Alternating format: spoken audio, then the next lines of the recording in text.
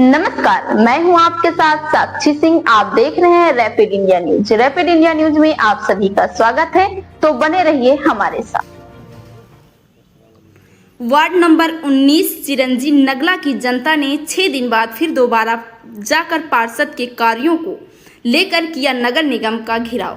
क्षेत्र की समाज सेविका सपना ठाकुर ने क्षेत्र की जनता के लिए स्ट्रीट लाइट और सड़क व पानी निकास के लिए पार्षद प्रतिनिधि पीयूष धनगर से विकास कार्यों की बात को लेकर संशोधन को लेकर वार्ड नंबर 19 की जनता हुई नाखुश।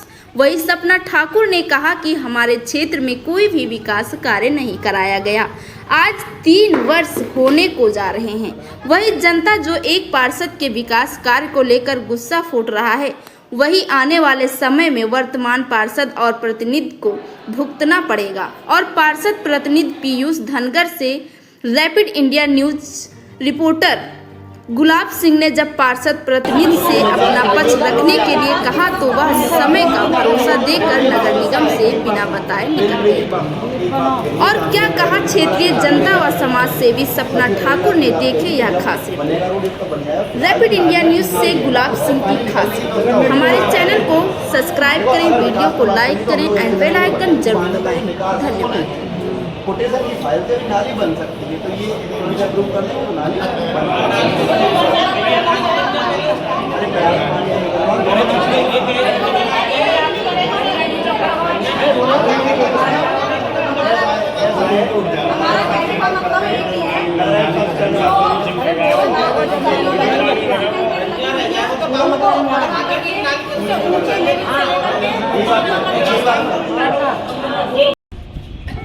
अगर सरकार हमारी नहीं सुनती है तो बीजेपी सरकार, बीजेपी सरकार, बीजेपी कार्यकर्ता, बीजेपी कार्यकर्ता, बीजेपी सरकार,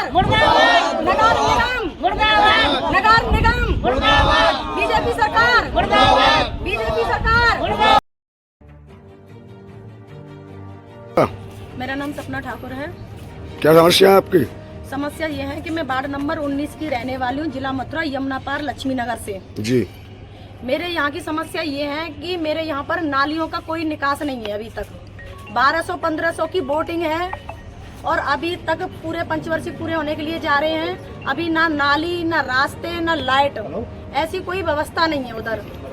और लगातार हम 2-3 दिन से इस चीज को लेकर के ऑब्जेक्शन उठा रहे हैं कि हमारे यहाँ विकास होना चाहिए। हमारे यहाँ की जो आप देख रहे हैं पीछे इतनी सारी पब्लिक है जो कि परेशान है। परेशान आदमी होता है गर्मी में। अब हम दर की ठोकर खा रहे हैं। क्यों खा रहे हैं? आप इस समस्या को लेकर अभी 14 तारीख मंगलवार को आए थे, आपको जब क्या संशोधन दिया था? हमसे कहा था कि तुम घर पहुँचो, 1-2 दिन में टीम आ रही है, लेकिन अभी तक कोई वहाँ बच्चा भी नहीं पहुँचा। आज आपकी मुलाकात पार्षद प्रतिनिधि भी थे मौजूद जी। आप नगर आयुक्त के यहाँ पे भी मौजूद थे जी। यहाँ पर आपका क्या फैसला लिया गया वार्ड को लेकर के और जनता के लिए? अब फैसले की बात करें तो बहुत सारी चीजें ऐसी निकाल के जो चीफ साहब हैं, नगर आयुक्त साहब ने पार्षद जी से पूछताछ भी की है। पार्षद जी ने ये भी कहा है कि इतना हमें बजट नहीं मिलता, थोड़ा बहुत बजट मिलता है जिससे कि हम कार्य कराते हैं। हमने उनकी बात मान ली कि उनको इतना बजट नहीं मिला, लेकिन हमारे क्षेत्र में कम से कम नालियों का निकास होना चाहिए और जो कि उन जगहों पर लाइटों की सुविधा है, उन जगहों पर लाइट लगनी चाहिए। हम ज्यादा कुछ नहीं मांग रहे।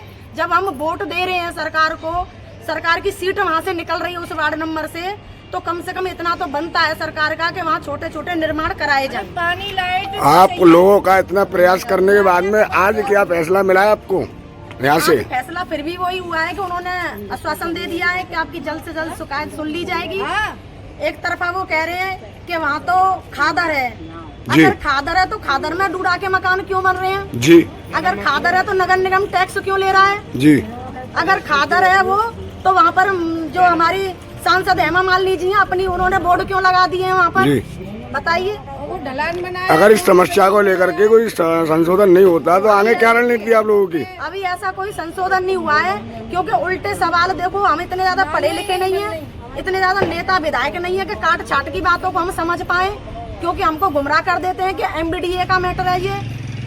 क्योंकि जो उनसे बात करिए डीलरों से, उन्होंने प्लॉटिंग काटी है। अब हम डीलरों के पास जाएंगे तो सरकार को किस लिए वोट देते हैं?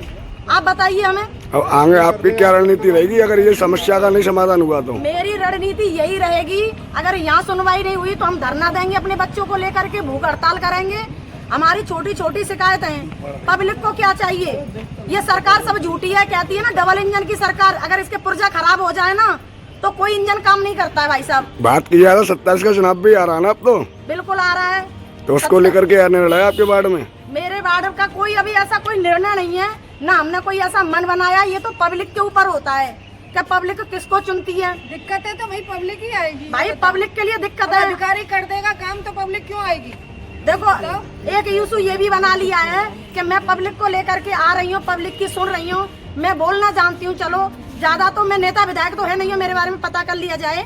मैं भी एक वहीं की निवासी हूँ, मैं जो पब्लिक को लेकर के सुन रही हूँ। और मैं सबसे ज्यादा ये कहना चाहूंगी कि मैं उन पत्रकारों का धन्यवाद करना चाहूंगी कि जो इस खबर को वो दिखा रहे हैं। और पत्रकारों का बहुत बहुत धन्यवाद, मेरी पब्लिक की उनका धन्यवाद करना चाहेगी कि जो हमारे जो छोटे छोटे पत्रकार हैं वो ही केवल जनता की सुनवाई करते हैं और नहीं करते कोई नहीं।